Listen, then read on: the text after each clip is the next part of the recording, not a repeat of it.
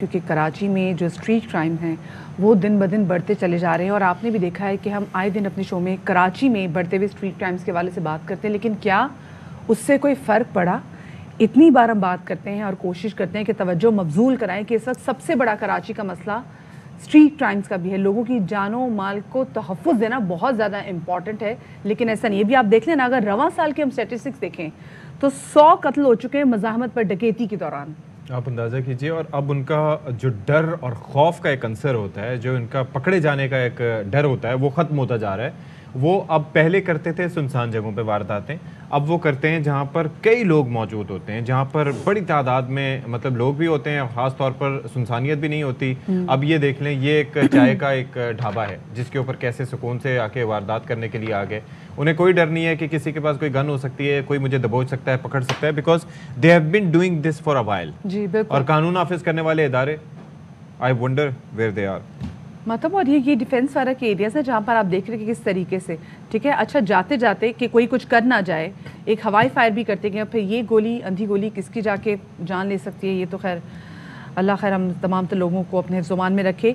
और कल स्पेसिफिकली हमने देखा कि कोरंगी में भी एक और वाक़या हुआ जहाँ पर डकैती की मज़ाहमत पर फायरिंग से एक नौजवान हलाक हो गया। नाम मकतूल का अब्दुल बासित गोरचानी है, ताल्लुक़ इनका मीरपुर ख़ास से था, जो 600 रुपये यौमिया पर मजदूरी किया करता था। और ये आपको पता है कि वैसे भी जो कोरंगी का एरिया है वहाँ पर ये जराइम पेश अनासर कितने एक्टिव हैं, इंडस्ट्रियल एरिया भी है, और वहाँ पे हमने स्पेसिफिकली देखा है कि सड़कें भी कैसी, तमाम तो चीज़ें आपके सामने, और क्राइम रेट भी वहाँ पर सबसे ज़्यादा है। तो हमारे रिपोर्टर अफजल खान इस वक्त हमारे साथ मौजूद नहीं है, ज़रा उनसे इस हवाले से मज़ीद जान लेते हैं। अफजल, सबसे पहले तो ये बताएगा कि कल जो ये अफसोसनाक वाक़या एक और पेश आया जिसमें एक और जवान लड़के को मार दिया गया मज़ाहमत पर, सबसे पहले तो इसकी क्या डिटेल सामने आई है, ये बताइएगा। जी देखिए, अब्दुल बासित गोरचानी इसका नाम है, 18 साल उम्र का ये नौजवान है और ये 4 बहन भाई हैं, उनमें ये सबसे बड़ा है। और इनके इलाके के अंदर ही एक बर्गर का स्टॉल लगता है जहाँ पर ये 600 रुपये योमिया उजरत पर काम करता था। गुज़िश्ता रोज़ भी ये अपने घर से जो है वो अपने काम के लिए निकला है, और इस दौरान जो डाकू हैं उन्होंने इससे मोबाइल फ़ोन छीनने की कोशिश की है। और इसने जब मुज़ाहिमत की तो इतने बेखौफ और संगदिल वो डाकू थे कि उन्होंने फायरिंग कर दी, जिसके नतीजे में ये मौके पर ही जाँ बहक हो गया। इनके घर वालों के साथ भी हमारी बात हुई, उनका कहना था कि लगभग 3 से 4 हज़ार रुपये का मोबाइल था, उसके लिए इनके जो है भाई को कत्ल कर दिया गया। उनका कहना है कि इलाके के अंदर लूट मार की वारदातें बढ़ रही हैं। उसके अलावा जो ऑर्गेनाइज क्राइम है वो भी बढ़ रहा है, लेकिन पुलिस कोई कार्रवाई नहीं कर रही।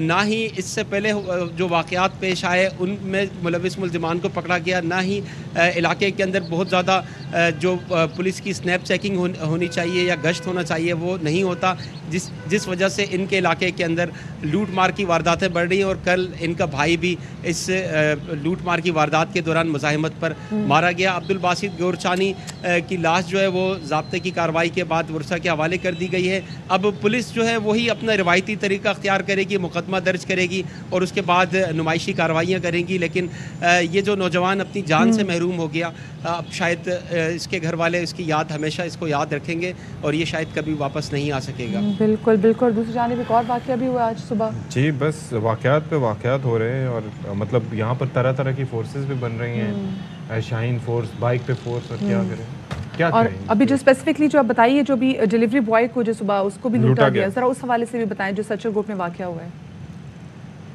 बिल्कुल, सचल गोट का ये इलाका है, यहाँ पर यह डिलीवरी बॉय एक ऑनलाइन ऑर्डर की डिलीवरी देने के लिए आया था, और जैसे ही वो घर पे वहाँ पर पहुँचा है, मुल्ज़िमान पहले मोटरसाइकिल पर सवार 2 मुल्ज़िमान थे, वो करीब से गुजरे हैं और उन्होंने इसे देखकर फिर काफ़ी आगे जाकर वापस आए। वापस आने के बाद इस डिलीवरी बॉय से 25,000 रुपये, जो जाने कितनी मेहनत करके इसने जमा किए थे, वो छीन लिए और उसके बाद वहाँ से वो फरार हो गए। लेकिन मसला ये है कि अभी तक पुलिस उनकी तलाश में होगी, लेकिन उनका कोई सुराग नहीं मिल सका। विल टेक अ ब्रेक है।